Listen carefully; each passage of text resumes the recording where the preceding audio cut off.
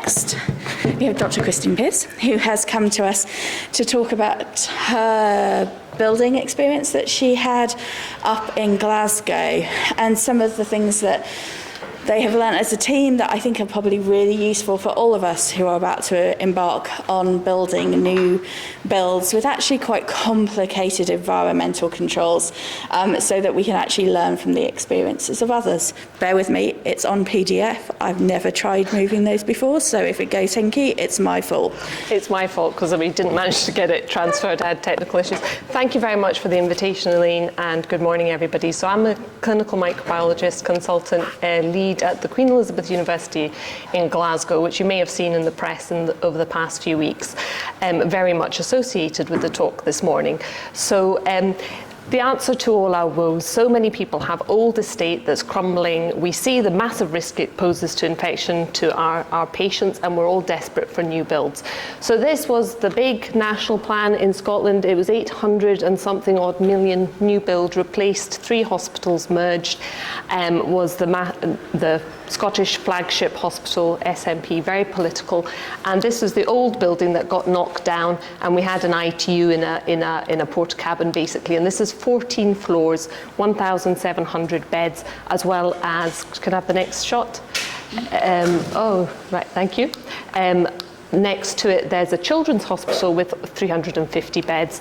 We have all the specialist units: adult bone marrow transplant, pediatric bone marrow transplant, cardiothoracic for peds, burns for peds. We have 70-bedded critical care unit. Neurosurgery is in the old estate.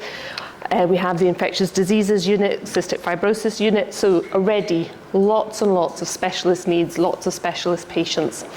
It opened in 2015, July, with the Queen coming on site, hence the Queen Elizabeth University, Nicola Sturgeon, a lot of fanfare. The very moment down here they were having the opening ceremony with the Queen, I was 3 floors up with a room full of board members, and my colleague Teresa Inkster, who I'll refer to quite a lot. We were organising the next slide, please. And this was what happened. We had to move the adult bone marrow transplant because it had already been functioning. This was just the official opening. And we had to move them back across the city to their old accommodation, into the old, what was called the Beats and Cancer. So how did we get there? The next slide, please. And right now we are undergoing a public inquiry. So I have to be a bit circumspect with what I say. I will try to share the best learning that I can without sort of compromising the confidentiality. But this is on the website. You can go in daily, every day this week. There's been parents telling heart-rending stories of what's happened to their children in the hospital. And it was set up specifically, this is absolutely what we're talking about here today, design, commissioning, maintenance, with regard to ventilation, water contamination, and other matters impacting patient safety and their families. So when it goes wrong, it goes really wrong. And it's a lot of money. I think the talk that we just had is perfect for landing what I'm about to tell you. If we carry on. So as I go through it, it's going to be a long list. I'm just going to rattle through it really fast, and I'm only going to scrape the surface. It is a massive building. It has a whole floor at the top of plant, ventilation plant, massive air handling units like nothing you've ever seen. Absolutely gorgeous to look at. It is a beautiful building. So before I go on, I would like to say there's a lot of good stuff. It is cleanable. It's provided lots of specialist services on one site, which was what the plan was. The clinicians love it, and a lot of fantastic work goes on in this building day in, day out. So, to focus in on the bad bits, I'm not trying to say that the whole thing is bad. It's been a brilliant idea, and lots of good things have happened there. But as I go through it, why do we have standards? Why do we have the HTM suites? Why do we have HBNs? Do people actually read them? And they've been around for a long time. The first documents about infection control and built environment are over 20 years old. I mean, I was reading it as a registrar. What should commissioning achieve? There's a bit of dubiety around the terminology. I'm talking about commissioning, but actually, do I actually mean validation? Because that's a bit later on. Or is it verification? And actually, I've found over the last 5 years, everybody's using slightly different terminology. And the new HTM is very clear. There's a whole chapter 11 on commissioning. And that's what the construction does, make sure everything's working, signs it off, and then validation is somebody on behalf of the client comes along, Does it work like we want it to? So are there any gaps in the current standards? I mean, I think we've got brilliant, I mean, they're boring, aren't they? You've got to read through them all and find them on the website. They're tedious, and I'm sorry if there's authors in here from these documents, but they're there and they're good, and they were good 10 years ago. Carry on. And that's an unraveling piece of jumper knitting, because that's how it felt. So I'm going to talk you through the timeline a wee bit. So I was the ICD for the site, so I was mainly in charge of the old estate as it was sort of grinding down, and it was grim. Nobody'd invested in it for a long time because they're waiting for the new one. Very excited about this new building. I was not involved in the whole design and commissioning and validation process at all. So the doors open and I'm ICD. I had no information on the water or the ventilation strategy. In fact, the one piece of information I was given is it's 100% naturally ventilated. Fantastic. It's exactly the opposite. It's 100% mechanically ventilated. It's a sealed building because it's built next to a sewage plant, and it stinks. That's all I can say. It stinks. So, and that has actually come in a lot of the testimonies this week. But business as usual, you know, it was mental. Everybody moving 3 hospitals onto one site, you can imagine. There were hiccups and, you know, what you'd expect, snagging. But my real discovery was it was Ebola time, and we were trying to plan. I'm sure you'll remember running around trying to say, what happens if an Ebola patient comes in? And in 3 different A&Es, the old ones, you know, it was curtains everywhere. Where are you going to, don't worry, in the new building, we're going to have a brilliant A&E. There's going to be an isolation room. So I teed up a meeting to walk through front of door. What happens? They've been to Sierra Leone, they've got a high temperature, they're vomiting blood. Just, you know, worst case scenario, what we're going to do? There's a key for a room, there's a suite we take them to. So this is the suite that I walked into, this is ready. So this hatch is open, the water wasn't on. This is a special drainage system, which is actually, so it was actually the chemical decontamination. So in case of a major incident of chemical contamination, you need a space where you can shower people off, and it goes into a special tank that is specialist removal. And apparently if Ebola went into it, they would refuse to come into it and empty it. But the drainage system was locked so that all the drainage went into that tank, and we couldn't get it to unlock to go anywhere else. The floor is very bumpy because they have to shower, and it's a wet room, so nobody wants to slip. That's going to be difficult. Can you imagine getting good cleaning on that for Ebola? The outside doors, even though it was locked on the inside, the outside doors were just opening and closing randomly. And I couldn't work out what the ventilation was at all in this suite. So I was, yeah, that's not going to work. That's not where we're going to put our Ebola case. So then if we go on to the next one, walking it through. So these are the questions. Straight away, has anybody actually walked this through in our planning? A&E did not have an isolation room. There was no room to put, and I think we've all thought about that a bit differently now post-COVID, but this is very much pre-COVID, nowhere to put them. And then how do you get to the ID unit? Well, you had to go right through the depth of the hospital, up a flight in the middle of a public space, and then along into a ward. If we just carry on. And the ward was actually just an ordinary ward. Are all those wards sticking out in this star shape are 27 beds, and they are 2.5 ACH by design, and they have chilled beams in them and slightly positive pressure to the corridor. So that is the design. And the ID unit had moved in to one of those wards, an ordinary ward. PPVL rooms they had 10 of them, and they were on ITU. And that was because there was pandemic planning. And I remember saying, oh, well, if we get a flu pandemic, it might be quite handy to have them all in ITU. But not great for the patient who doesn't need ITU bed, doesn't need that kind of care, but is an infectious open TB patient that needs an ID unit.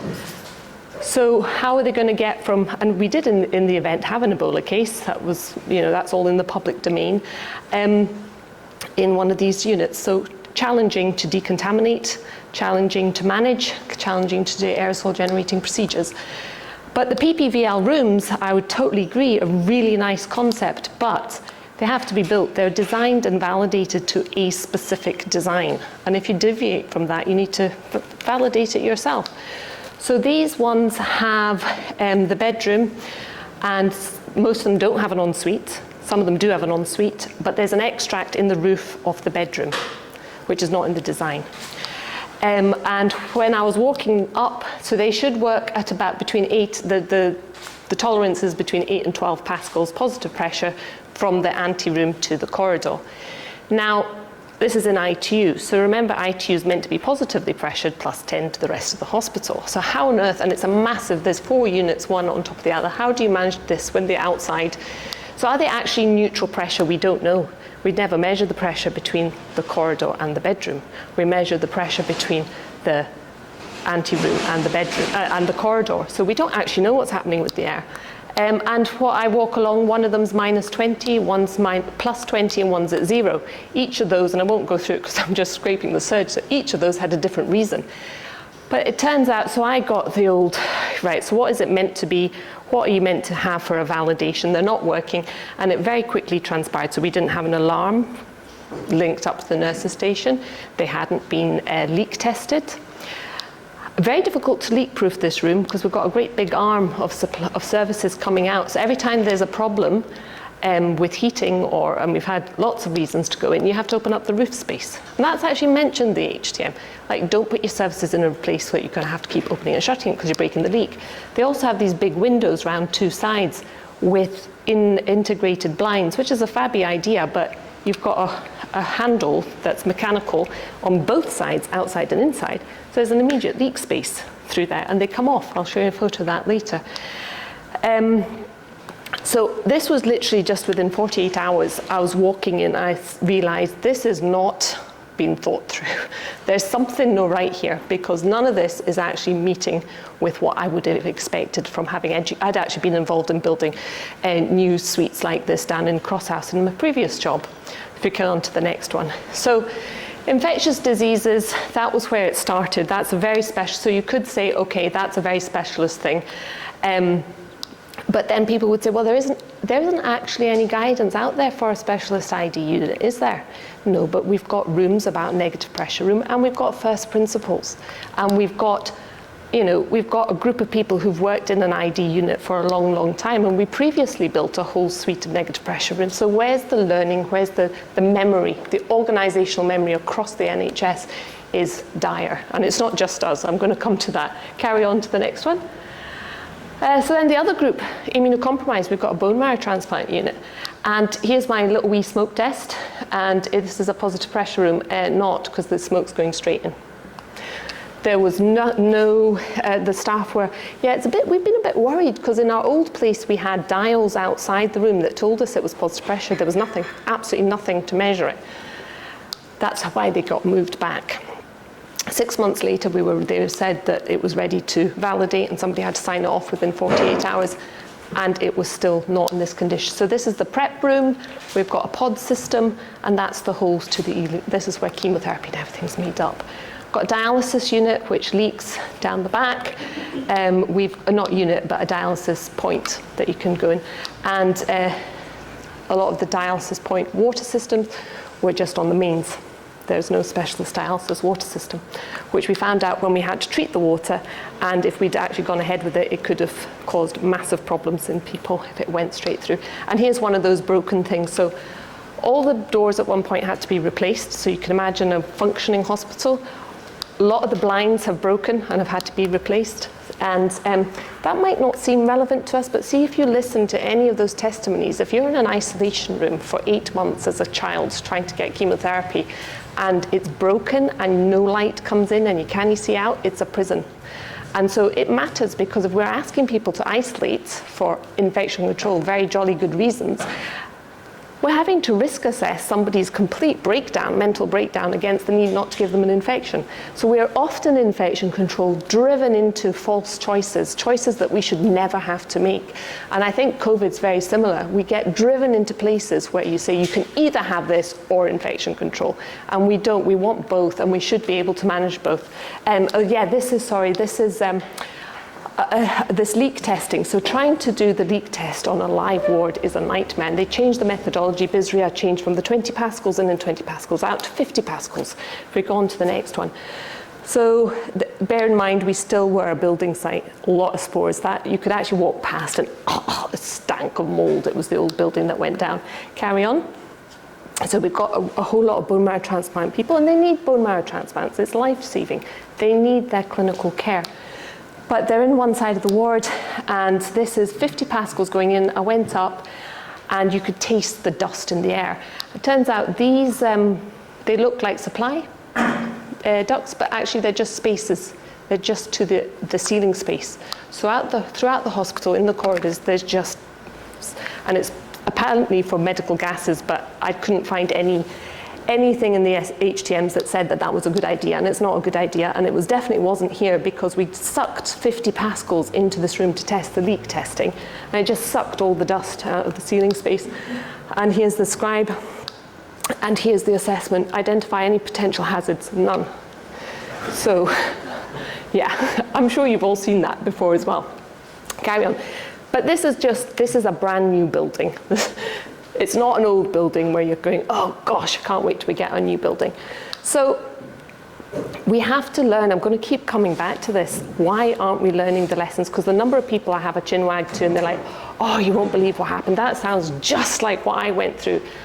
And there comes a point where it's just not good enough. We can't keep spending money like this. And apparently Boris says he's going to build 40 new hospitals for you.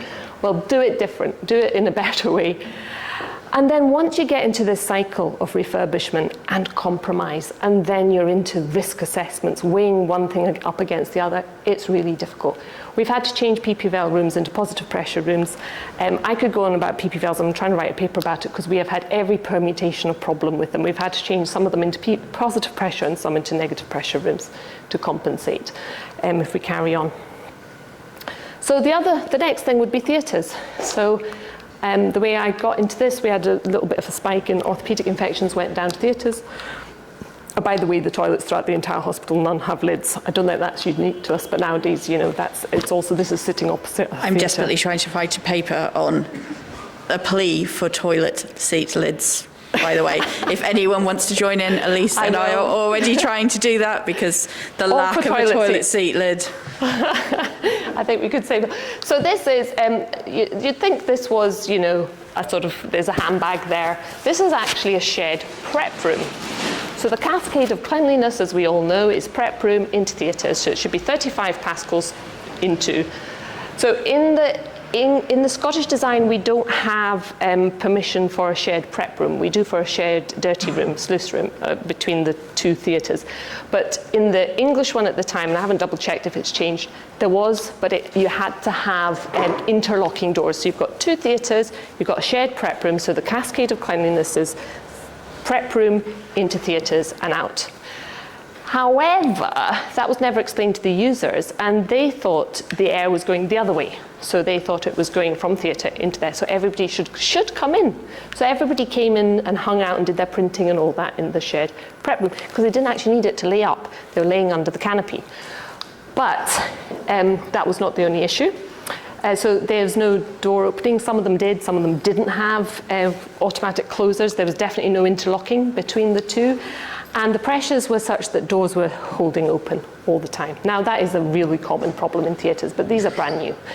But worse than that, for infection control, had wanted them to be no-touch doors, so which is a grand idea. So they had sensors, but the sensors were set far too sensitive. So throughout an operation, the doors were literally, and I stood and watched them doing this, back and forth and back, 2 sets throughout, and it was driving everybody nuts. Here's the extract in one of the corners of, this is a brand new theatre, right? I've seen loads of photos like this. I mean, like Peter Hoffman does amazing talks, lots of these photos, and there's storage. You never have enough storage. Just build a whole hospital just for storage, basically. Just double up the space, because it matters, because otherwise it crushes everything down. So what this slide is, I had this my niece jumping through bubbles in a bubble machine. So I took the bubble machine into theatres, because nobody believed me that the air was going the wrong way. And I said, you can't come in that way, you need to come in, and we have to change our theatre discipline. And I took the bubble machine, and suddenly everybody went, oh, right. So they had clearly not been commissioning or validation, or at least I've never seen it. Carry on. So, and I do think we should provide bubble machines everywhere so people can understand what's happening to the air. I mean, smoke is a bit of a footer and it disappears quickly. At least bubbles are quite fun. So, yeah, it's quite obvious what we needed to do there. If we carry on. now I'm going to talk about water and taps. This is a lot more tricky because I think this is where the consequences have been most highly felt, and this is a topic of the current ongoing inquiry. But we have published a paper. It's Teresa Inkster is the one to look for, and I did the microbiology. So these are my slides, and I took one of these taps apart. It's got TVCs, it's got many multiple, had bits of grime in the actual sieve. I grew all sorts from various bits. You can see the slime throughout it. Now, if you have fancy taps, you have to install them and to maintain them. If you've got 12,000 water outlets, you need an army of people to do it properly. Exactly as we were saying, you can do stuff, but understand that it's a commitment for the next 40 years or the lifespan of your building. So as soon as you make a decision in your design and build, think about, because they didn't have the staff. There's no point shouting at an estates team who don't have people who will spend all day taking the taps off, doing the temperatures, putting them through. There was no room to do it in. And then you end up with huge costs of point of use filters. This is just, I'm scraping the top of our water issues, because it turns out, and this is in the public domain, so I can say this, there was a report done before the building opened by an external company that condemned the system and from a Legionella risk assessment, and it was red flag, red flag, red flag. It was a contaminated water system before it opened. What can you do? Do you not open a hospital? How do you do it at that stage? The consequences we have felt going down, and I think, please watch what comes out of the public inquiry, because I think it should inform all of us and how we do things going forward. But just to highlight this, if you're looking at taps, think long term. Next one. Thank you, Elaine, sorry. Dead legs. So another way I discovered an issue was with dishwashers. We had an Exophila spike in our CF patients. I did a bit of sampling, and obviously people have published on dishwashers. It was full, and it turns out they were plumbed the wrong way, and it was detergent that was going through instead of water, so they'd got gunged up, and so basically it was just dirty water all the time. And so we removed dishwashers, but they left dead legs, and there's dead legs throughout the system. Carry on. There's also corroded pipes, so there was non-stainless steel pipes that didn't meet the standard, and when you take them out, they're corroded right down to the center, and they were randomly throughout the hospital, so you had to go around with magnets to identify where they were. And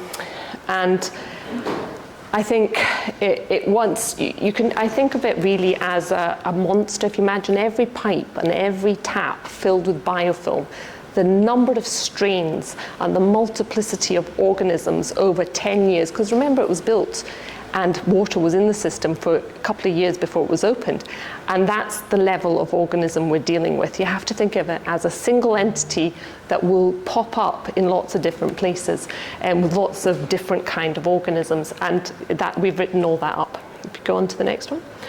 Drainage, again, Teresa's done a poster with Mike Weinbrunn, and these are the things. You can see that design of sink with the horizontal tap, it was never going to be a great idea, because there's always going to be pooling there. There's corrosion of different parts down in the drain, and a lot of people would describe black gunk coming back up through showers or sinks. These are things that were found down a drain, sitting here. So then you introduce this to stop big things going down and stop blocking it, but you can imagine that's plastic, that's just going to get colonized. And again, Teresa's got a poster on this. Carry on to the next one. And the next one, because I think I'm slightly moving with the time. Chill beams. I don't know if there's pro-chill beams people in here, because I have debates with people. I hate the things. I believe they can work in certain settings, but a hospital, especially a tertiary, quaternary setting, is high risk for many reasons. So even surgical places. Now this one, we've got these in every single unit.